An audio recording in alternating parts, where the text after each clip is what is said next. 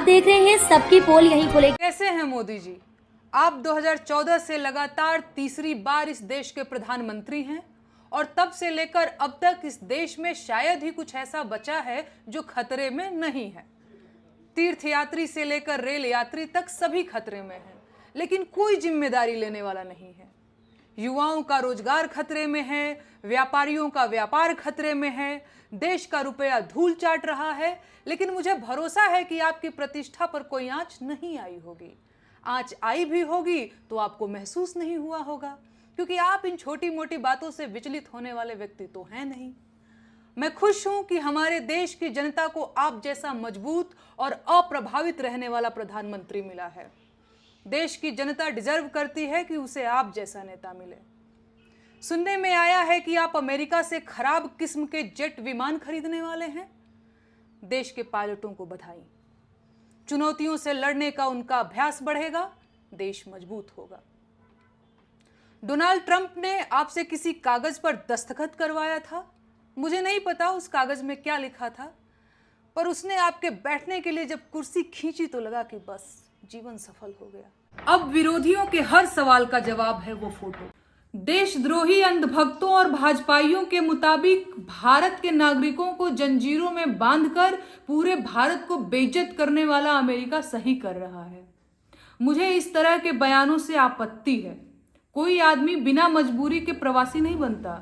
मैं बिहार से हूं और ये बात मुझे अच्छी तरह पता है कि रोजगार न होने पर ही कोई इंसान दूसरी जगहों पर जाता है और वहां अपमानित होकर भी दाल रोटी कमाता है, क्योंकि वो मजबूर होता है। बिहार के लोग मजबूर होकर कमाने के लिए परदेश भागते हैं तो इसकी जिम्मेदारी बिहार सरकार की है। उसी तरह भारत के लोग भी रोजगार की तलाश में मजबूर होकर अमेरिका भागे हैं तो इसकी जिम्मेदारी भी भाजपा सरकार की ही है। और अगर बिहार का आदमी दिल्ली मुंबई में अपमानित होता है तो इसकी नैतिक जिम्मेदारी बिहार सरकार को लेनी ही पड़ेगी। उसी तरह भारत का आदमी अगर अमेरिका में बेइज्जत हुआ है तो इसकी जिम्मेदारी भी मोदी सरकार को लेनी पड़ेगी। हाथ झटक कर भागने से काम नहीं चलेगा मोदी जी।